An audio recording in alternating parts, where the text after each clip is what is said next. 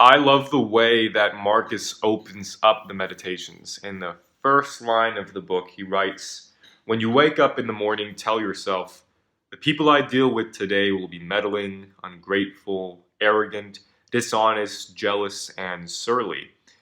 Two things that you pick up from this book, pick up from the general theme of the book right away.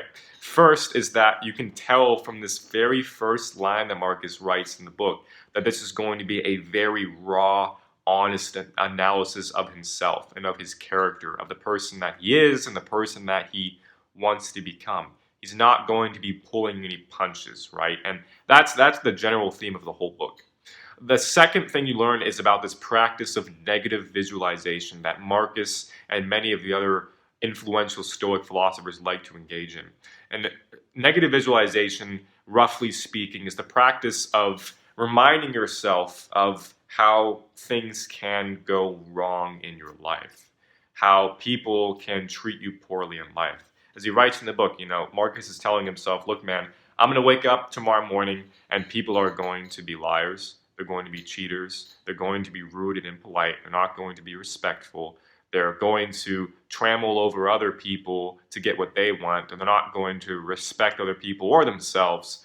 And Marcus is trying his best to be not like that. He's trying to be the opposite of these people. And this is a nice segue, even though this happens many books later on, many chapters in the book. But this is a great segue into another line that I found was very powerful, very impactful. It's a line in book 6 of the Meditations. He writes, "The best revenge is to not be like that." And when I read that line, it kind of came out of nowhere. I mean, the context isn't really there.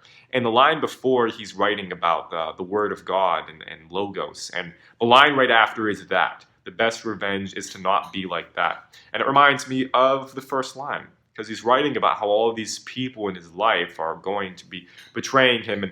And above all else, these people, everyone around him, he's preparing himself because he knows that they're going to disappoint him, just like how people do today. He's telling himself that when he wakes up in the morning. You're going to be dealing with a lot of ungrateful people, a lot of pessimistic people, a lot of negative people, a lot of liars, a lot of people who aren't good people. They're not trying to be good people. They're not trying to engage in the kind of self-reflection that Marcus Aurelius is trying his best to do in his meditations. Because remember, these are personal writings that he was writing to himself. And so that quote, "The best revenge is to not be like that," I found to be so helpful in my life. Because, one of the great thought exercises that I like to engage in with Stoicism is the practice of seeing honestly and realistically what's in my control in life and what's outside of my control. If there's something that's in my control, I can take action and I can change that situation for the better for myself or for others if I don't like that. But if it's something outside of my control, it's the weather, it's society, and it's something that I can't change, that I don't have control over, I can at least control my perception of that. I can change my attitude. I can change and have control over the way that I react to that thing and respond to it. And what Marcus is telling himself is, look, I can't change these people. These people are going to do what they want. They're going to lie. They're going to cheat. They're going to steal. They're going to be rude and impolite. They're going to be disrespectful. They're going to trample over other people to get what they want and not have any regard and not consider the plights and misfortunes of others. People are going to be like that. And I'm not going to be able to change these people at a fundamental level. And I'm sure, and he's definitely is well aware of the fact that if people in life are going to change, they're going to change of their own accord, not of anyone else. They will change in time if they do, when they're ready. And that no one else, and Marcus, especially, Marcus himself knows this, that no one else is going to change them. So what's the alternative? What's better? What's more useful? And what he tells himself is the better way to do that, the best way to get revenge on people for someone who does some kind of injustice towards you, some kind of unkind act, is to not be like that. So if someone lies to you, you can tell yourself, well, that sucked. I know how that feels.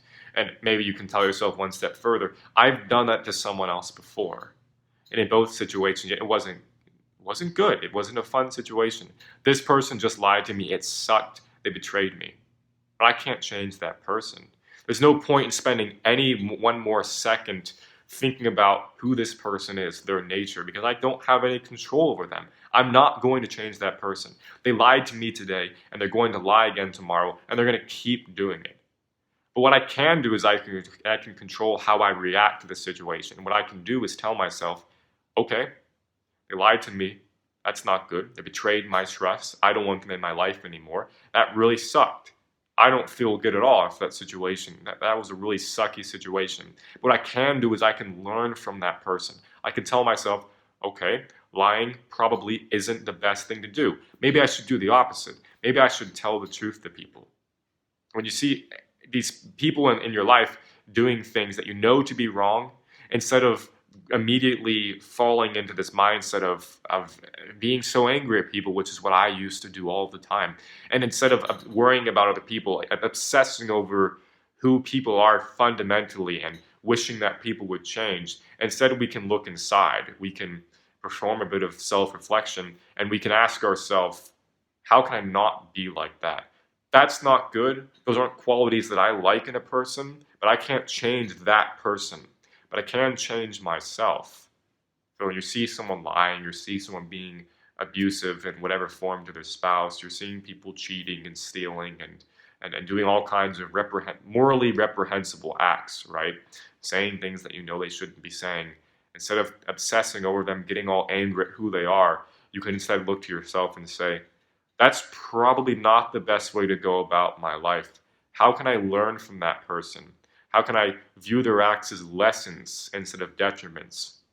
You can look at someone and say, okay, that's probably not the best way to go about it.